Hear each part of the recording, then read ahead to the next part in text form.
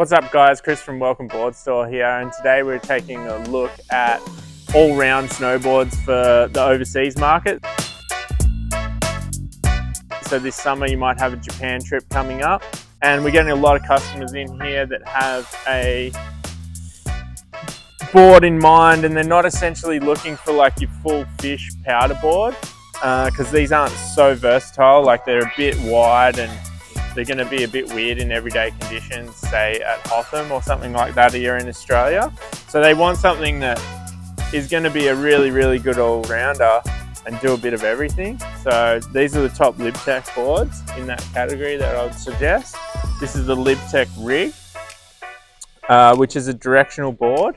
It's got camber through the contact points here to here, and then it's lifting out into rocker in the nose.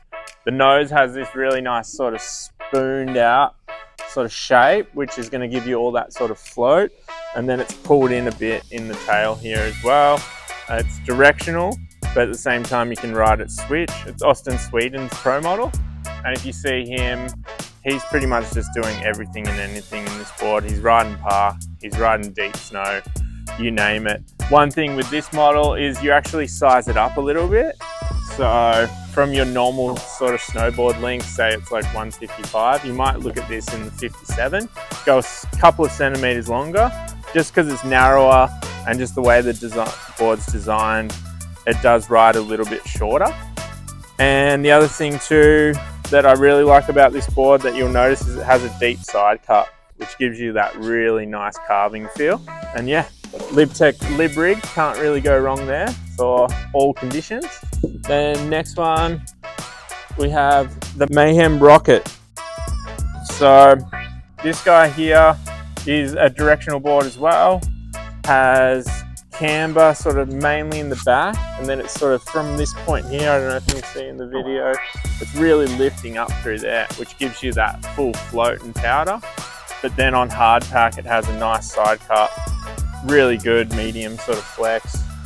This is sort of the board which, you know, the surfer guy comes in. It's obviously a Mayhem. Matt Biolis shaped some of the best surfboards in the world. We have a range of those as well. And basically this was just made for guys like him that surf, and then when they go to the mountain, they just want to surf the mountain and do a bit of everything. So that's the Mayhem Rocket. Sick graphic as well. Then we have the Lib Tech Golden Orca. So the Golden Orca is essentially an extension of the original Orca, which was a fish style board. Fishes are generally ridden a lot shorter and they have a shorter tail.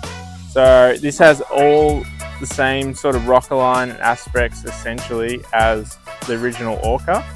But what they wanted to do, this is Travis Rice's board, he wanted to make it a little bit more twin to switch landing, which makes the board more versatile here in Australia. So it's essentially a directional short Golden Orca, but extending the tail out to make it more of a twin style board, so you can ride switch easier, land those backside 180s easier in good snow.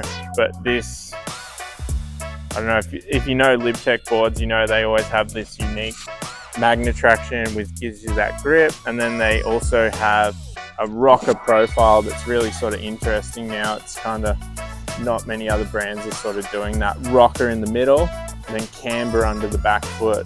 So with that just general curve of this board, when you do get it on rail and the magnet traction, you're going to have a really nice tight arcing feeling turn. But then also that bend is going to make the board naturally float in powder, and it's just a dream to ride these things in good snow. So yeah, Golden Orca, can't really go wrong as well.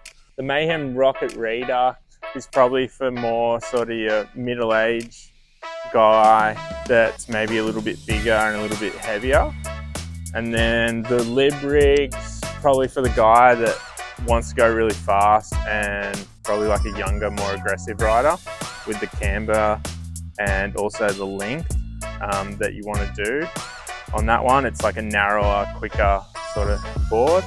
And then the Golden Orca, really anyone can sort of jump on this thing. The main thing is that you kind of not having like a camber for sort of feeling, so it's a different sort of feeling. So if you want like more of a loose feeling rocker style board, then you'd go down the route of the Golden Orca.